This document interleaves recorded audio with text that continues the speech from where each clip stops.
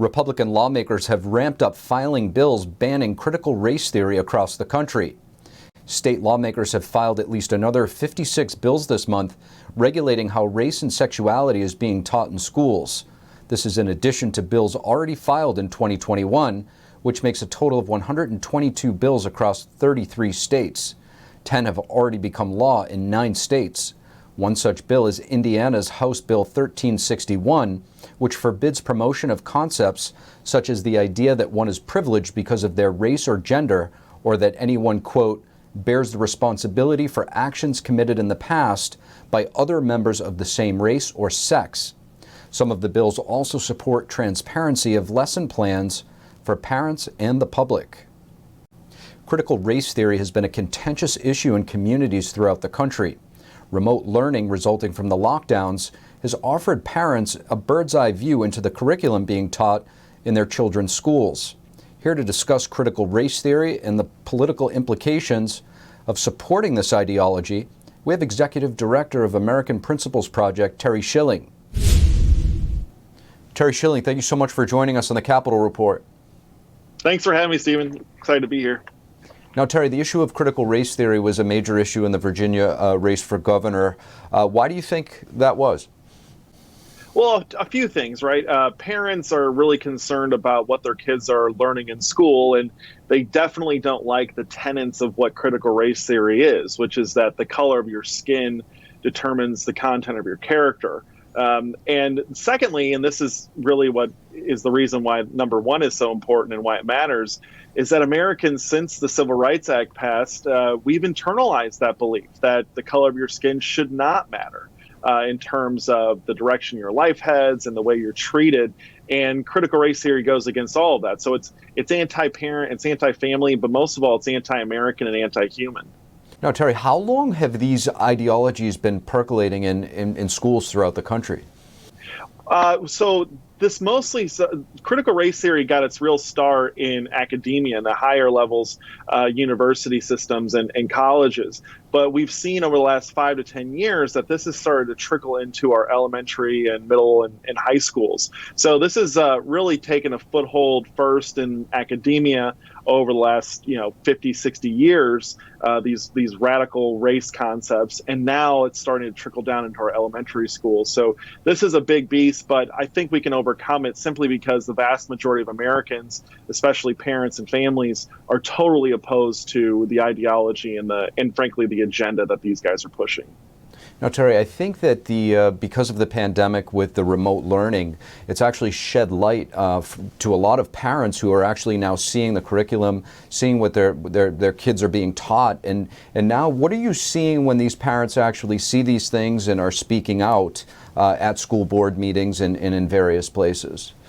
Well, Steve, that's a great question. So that was the 2 years where they were doing distance learning and the education content really came into my own home was when we decided to pull the plug. And, every parent has a different reason for why they're upset at the school system. Some think it's because they're teaching our kids to be racist. Others because they're pushing anti-American curriculum.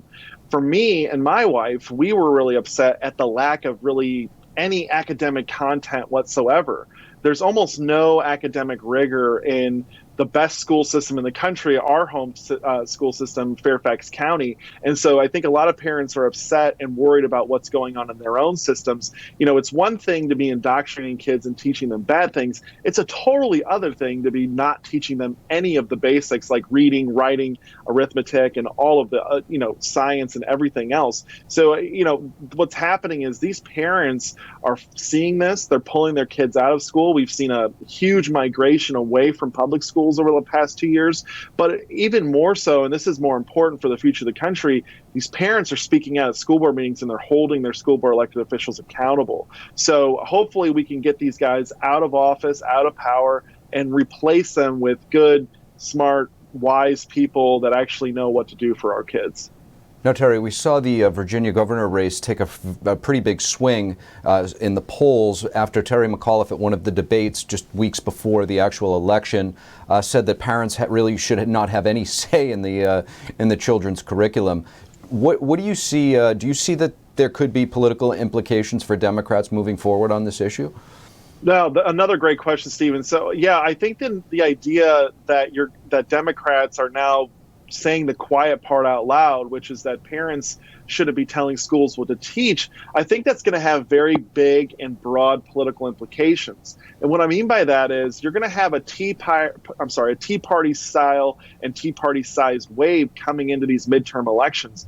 Parents are outraged, and it's not just Republican parents; it's moderate and Democratic parents who also want to have a say in their kids' education. So I think what you're going to have is a family-sized, family-style Tea Party coming into 2022, where you're taking back school boards, you're taking back state legislatures, and you're taking back Congress in reaction to Democrats exposing themselves for wanting to get parents out of the way when it comes to indoctrinating our kids and instilling values into them that are just blatantly anti-American and anti-human. Terry Schilling, thank you. Thanks, Stephen. Senator Lindsey Graham praised U.S. District Judge Michelle Childs on Sunday, saying he can't think of a better person for President Biden to consider to the Supreme Court to replace retiring Justice Stephen Breyer. In an interview with Face the Nation, Senator Graham from South Carolina praised Childs, saying she is highly qualified and has wide support in our state. Childs sits on the federal district court in South Carolina. The White House has confirmed that Childs is a potential nominee under consideration to fill the vacancy. She is also believed to be one of the 3 frontrunners now. Biden has pledged to choose a black woman for the position, which he said is long overdue. A group of Republican lawmakers today called on the CDC to provide scientific evidence for the agency's COVID policies for children. They said the CDC's guidelines are jeopardizing an entire generation. House Republican Whip Steve Scalise and 5 other Republican lawmakers wrote a letter on Monday to the CDC Director Rochelle Walensky. They said, quote, "The CDC has consistently failed to consider the crushing impact its COVID-19 policies have had on our nation's children." In the letter, the lawmakers outline how the CDC's quarantine and school reopening guidance poses risks to children's health and education. They also pointed out that the CDC's masking policy for children harms their speech and social development. The lawmakers said America's children are paying and will continue to pay the price for the CDC's decisions for years to come. They're asking Walensky to schedule a staff briefing on all related issues by February 7th. Millions of Americans have received free made-in-China COVID-19 test kits thanks to a White House initiative. According to the White House, tens of millions of at-home test kits have been shipped.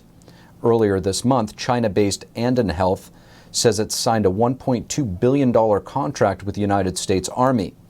Anden's California-based subsidiary, iHealth Labs, is doing the distribution. Republican lawmakers complained earlier this month when they received masks that were made in China. In a letter to Speaker Pelosi, Virginia Congressman Rob Whitman said it's imperative to break U.S. dependence on foreign medical supply chains.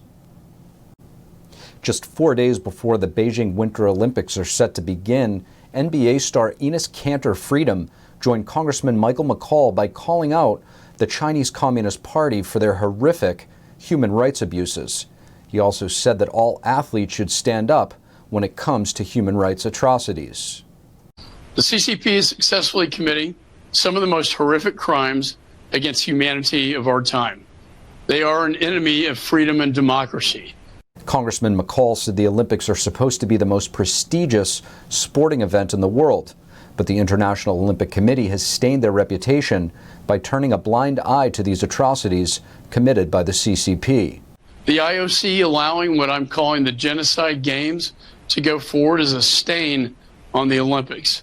And I'm deeply disturbed that these games will take place in the shadow of concentration camps.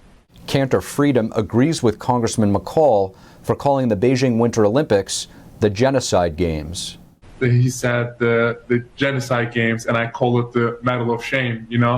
All the gold medals in the world that you can win is not more important than your morals, your principles, and your values. I feel like all the athletes needs to stand up for something. Freedom says the athletes need to educate themselves and know where they are going. Listen, look what they did to their own tennis player, Peng Shuai, right? Are we really going to trust with CCP with our own players. If your daughter, if your sister, if your wife was on those concentration camps in Xinjiang, would you still go to those games? Freedom has been very outspoken in his criticism of human rights abuses taking place in China. Recently, he responded to a request to visit China from former NBA star Yao Ming on social media, saying he would accept a visit to China as long as he gets to see the, quote, real China, rather than the propaganda. Congressman McCall and other Republican lawmakers sent a letter to Secretary Blinken last week, urging the State Department to inform American athletes the full breadth of the CCP's atrocities and malign actions before competing, and to protect the athletes from any measures the CCP might take to threaten or silence the athletes.